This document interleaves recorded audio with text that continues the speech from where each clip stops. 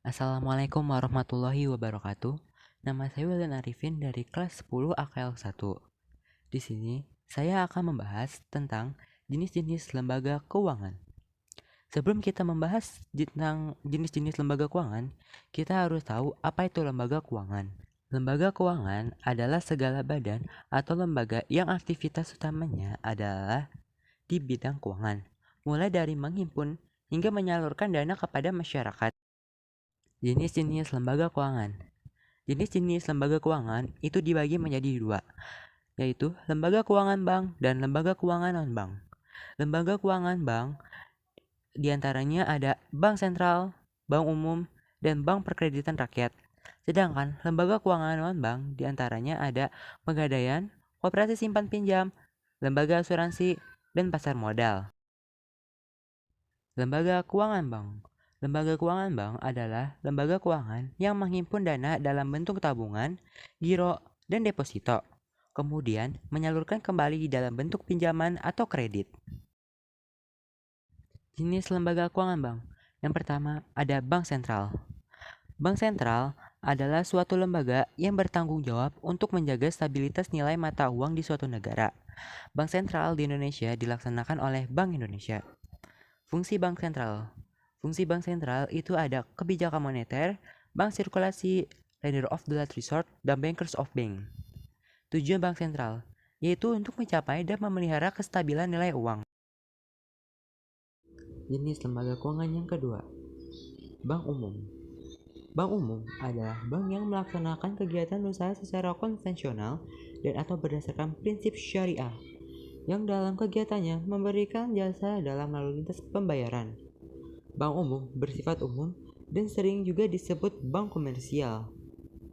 Fungsi bank umum: menghimpun dana dari masyarakat dalam bentuk giro, deposito, sertifikat deposito, dan tabungan, memberikan kredit, menerbitkan surat pengakuan utang.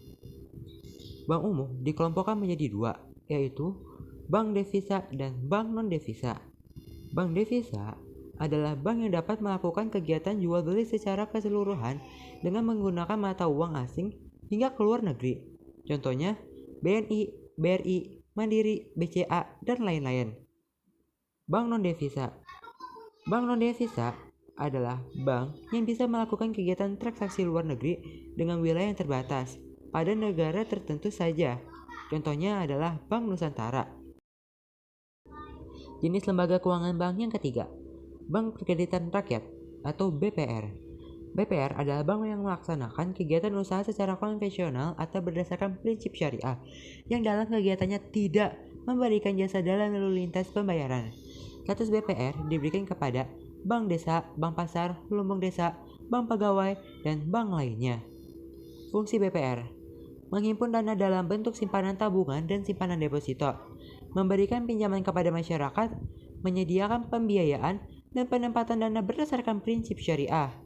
Kegiatan yang tidak boleh dilakukan BPR: menerima simpanan berupa giro, mengikuti clearing, melakukan kegiatan valuta asing, melakukan kegiatan perasuransian.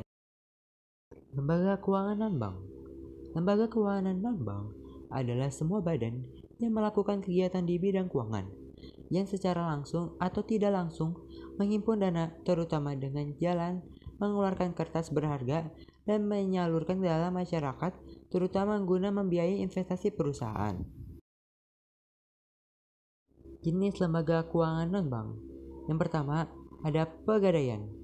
Pegadaian adalah lembaga keuangan yang secara resmi mempunyai izin untuk melaksanakan kegiatan operasionalnya yang menyediakan fasilitas pinjaman dalam jaminan tertentu.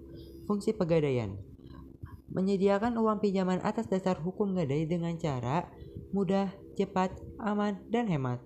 Mengembangkan berbagai usaha yang menguntungkan bagi pegadaian serta masyarakat, dan lain-lain. Yang kedua, koperasi simpan pinjam.